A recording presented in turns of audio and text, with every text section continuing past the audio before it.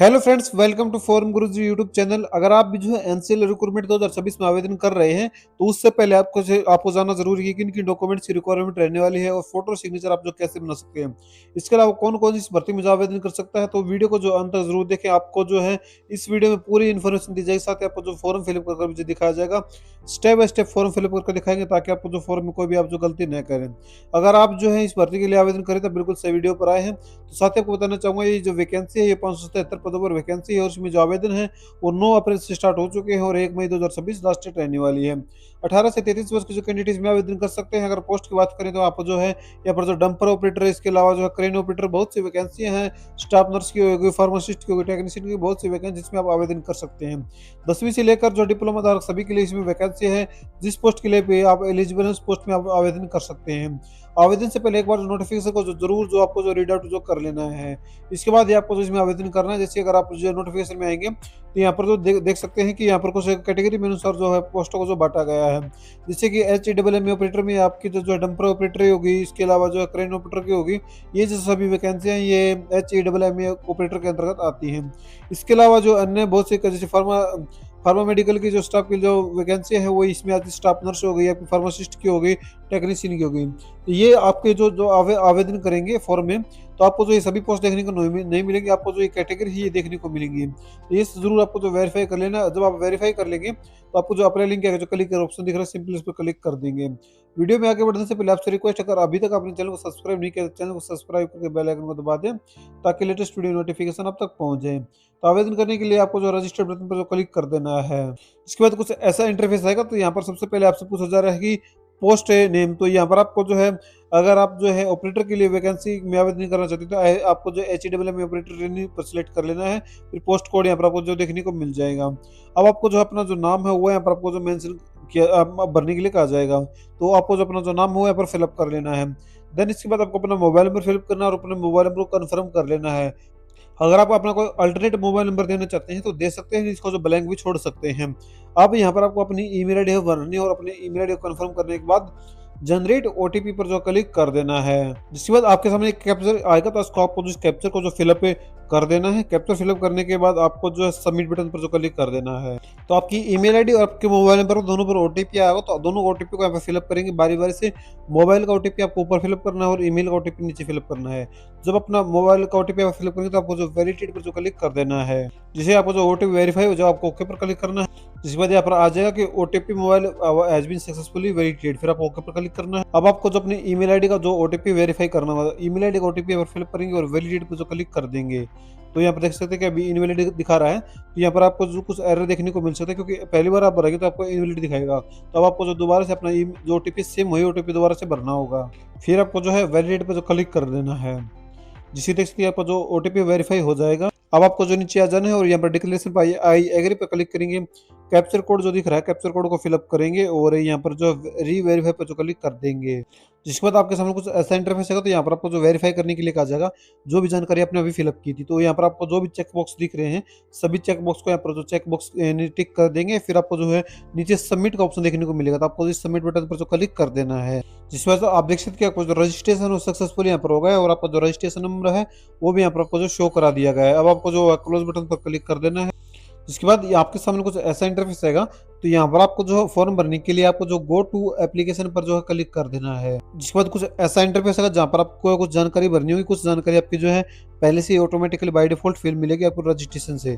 तो यहाँ पर आपको क्या करना है, सबसे पहले आपको जो है अपना जो जेंडर है वो यहाँ पर आपको बता देना है कि आपका जेंडर क्या है। उसके बाद आपको जो है अपनी डेट ऑफ बर्थ है वो यहाँ पर आपको जो मेंशन करनी होगी। तो जो भी आपकी जो डेट ऑफ बर्थ है वो यहाँ पर आपको जो फिलअप कर देनी है। इसके बाद आपकी जो एज कैलकुलेट की जाएगी वो बता देता हूँ मैं, 1/5/2026 के अनुसार की जाएगी और आपकी जो डेट ऑफ बर्थ है उसके अनुसार आपकी जो एज है वो भी बता दी जाएगी। फिर नेशनलिटी में आपको सिटीजन ऑफ इंडिया सेलेक्ट कर लेना है। फिर कैटेगरी आपको बता देनी है कि किस कैटेगरी के लिए आप जो आवेदन करना चाहते हैं। तो जो भी कैटेगरी आप सेलेक्ट करेंगे उसके बाद आपको जो नीचे आ जाना है और आपको सोचा कि do you have the valid HMV transport licence, आपको जो इसमें यस कर देना है क्योंकि ये जो है मैंडेटरी यहाँ पर जो मांगा गया है ऑपरेटर के लिए। तो आपको जो इसमें यस कर देना है। और नीचे आ जाना है, जो नाम हो शो करा जाएगा। तो यहाँ पर आपको अपना फादर नेम फिलअप करना है, तो जो भी आपका फादर नेम यहाँ पर होगा वो फिलअप करेंगे। उसके बाद आपको अपना जो मदर नेम वो फिलअप कर देना है। जिसके बाद मदर नेम फिलअप करने के बाद आपको जो अपना मैरिटल स्टेटस है वो बता देना कि आप मैरिड है या फिर अनमैरिड है। इसके अलावा जो भी आपके यहाँ पर स्टेटस होगा वो आपको जो फिलअप कर देना है, सिलेक्ट कर लेना है। तो ये सभी चीजें भरने के बाद आपको जो प्रेफरेंस भरनी होगी, जिसके लिए आपको जो नीचे आ जाना है और यहाँ पर अपनी जो टेस्ट सिटी प्रेफरेंस है साथियों वो भरनी होगी। तो जो भी यहाँ पर टेस्ट सिटी प्रेफरेंस आप भरना चाहें वो कुल 6 प्रेफरेंस आपसे जो मांगे जाएंगे, तो वो ये अपने अनुसार आप जो है फिलअप कर सकते हैं। तो यहाँ पर अपनी जो सिटी है वो आपको जो फिलअप कर लेनी है।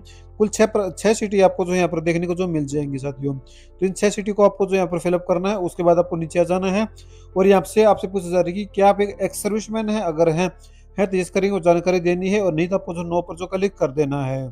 इस बात पूछा जा रहा है कि क्या आप एक जो डिपार्टमेंट एम्प्लॉय हैं, अगर आप जो है डिपार्टमेंट एम्प्लॉय है तो यस करेंगे और यहाँ पर आपको जो बता देनी है अपनी पूरी जानकारी, नहीं तो आपको जो नो पर जो क्लिक कर देना है। फिर अदर एम्प्लॉयमेंट डिटेल, अगर आप है किसी भी गवर्नमेंट या सेमी गवर्नमेंट में जो जॉब करते हैं तो जानकारी देनी, नहीं तो नो पर क्लिक करेंगे और सेव एंड नेक्स्ट पर जो क्लिक कर देंगे। जिसके बाद आपको एलिजिबिलिटी क्राइटेरिया वो फिलअप हो जाएगा।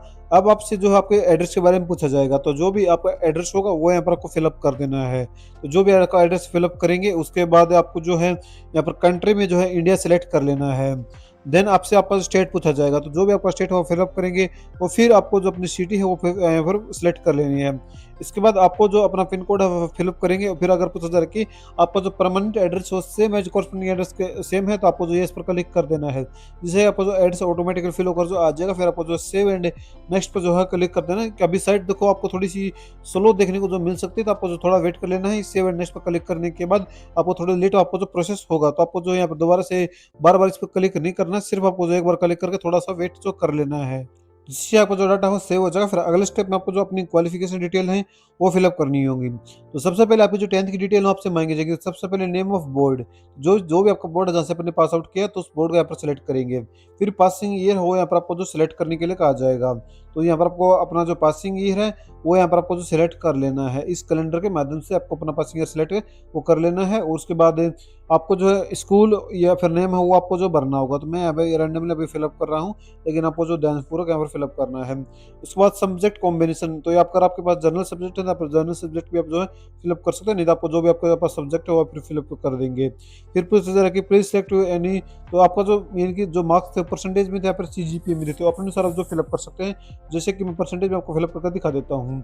यहाँ पर सबसे पहले आपसे आपके जो मार्क्स आप पूछे जाएंगे कितने आपने प्राप्त किए थे और कितने में से प्राप्त किए हम, वो यहाँ पर आपको फिलअप कर दें, तो आपकी जो परसेंटेज ऑटोमेटिकली यहाँ पर फिल होकर जो आ जाएगी। अब आपसे पूछा जा रहा है कि देखो ये क्वालिफिकेशन है, ये आपकी जो पोस्ट के अनुसार आपको जो देखने को जो मिलेगी। तो अगर आप जो डिप्लोमा पोस्ट सेलेक्ट करते हैं तो आपको जो डिप्लोमा की जानकारी वो मांगी जाएगी।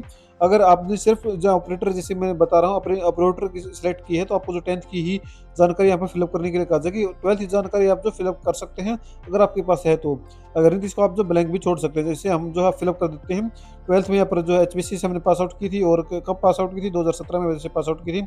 स्कूल नेम है वो यहाँ पर आपको जो फिलअप कर देना है। जो स्कूल नेम फिलअप करेंगे, सब्जेक्ट है वो यहाँ पर फिलअप कर देंगे। इसके बाद जो है यहाँ पर परसेंटेज सिलेक्ट करेंगे और कितने नंबर प्राप्त किए थे वो यहाँ पर फिलअप करेंगे, और कितने में से प्राप्त किए थे वो फिलअप करने के बाद आपको जो परसेंटेज है ऑटोमेटिकली यहाँ पर आ जाएगी। फिर आपको जो सेव एंड नेक्स्ट पर जो है क्लिक कर देना है, जिससे आपको जो डाटा हो सेव हो जाएगा। जहाँ पर आपको जो अगले स्टेप में जो डॉक्यूमेंट्स अपलोड के लिए कहा जाएगा, सबसे पहले आपको रिसेंट पासपोर्ट साइज फोटो है वो अपलोड करना है, अपनी सिग्नेचर अपलोड करनी है, 10th की मार्कशीट अपलोड करनी है।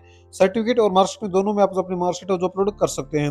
इसका अपलोड जो है कास्ट सर्टिफिकेट, अगर आपने SC ST EIEWS जो भी सिलेक्ट किया है तो आपको जो है यहाँ पर कास्ट सर्टिफिकेट अपलोड करने के लिए कहा जाएगा।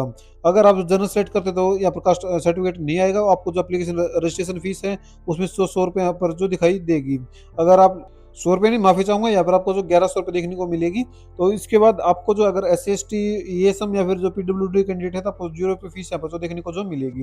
तो ये सभी जो डॉक्यूमेंट्स आपको जो अपलोड कर देने हैं, अपलोड करने के बाद आपको जो यहाँ पर सभी को जो आई एग्री पर जो क्लिक करके सभी चेक बॉक्स को जो क्लिक कर देना है। फिर आपको जो कैप्चर कोड को फिलअप करना है और एक बार जो प्रीव्यू अपने फॉर्म को जो कर लेना है। यहाँ पर आपको जो फॉर्म का जो प्रीव्यू आपके सामने ऊपर कराएगा। अगर आपको लगता है सब कुछ सही तो आपको जो ओके बटन पर जो क्लिक कर देना है। जिसके बाद आपको जो है यहाँ पर सबमिट से पहले आपने जो भी डॉक्यूमेंट्स अपलोड किए सभी को आप जो एक बार जो व्यू पर क्लिक करके सभी को जो व्यू को जो कर लेना है। अगर आप ये नहीं करेंगे तो आपको जो फॉर्म सबमिट नहीं होगा। तो सभी व्यू करने के बाद आपको जो सबमिट क्लिक कर देना है। जिसके बाद ये आपको सामने कुछ दिशा निर्देश है तो आपको जो आई एग्री पर क्लिक कर देना है।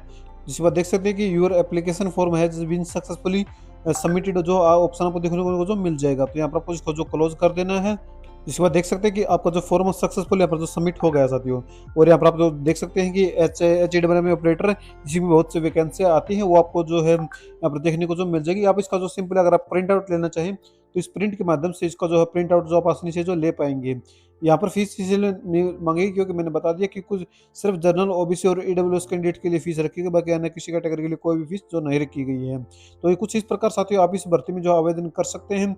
आवेदन करने का जो डायरेक्ट लिंक मैंने डिस्क्रिप्शन में दे दिया, बाकी आप जो है सर्च कर सकते हैं www.sarkarijobhubs.com, जहाँ पर आपको कंप्लीट इन्फॉर्मेशन जो प्रोवाइड कराई गई है। तो यहाँ पर आपको जो है डायरेक्ट अप्लाई लिंक भी देखने को मिलेगा। इसके अलावा बहुत सी जानकारी जैसे क्वालिफिकेशन संबंधित जानकारी है वो भी आपको जो देखने को जो मिलेंगी। तो वीडियो देखने के लिए आप सभी को बहुत बहुत धन्यवाद और चैनल को सब्सक्राइब करना न भूलें।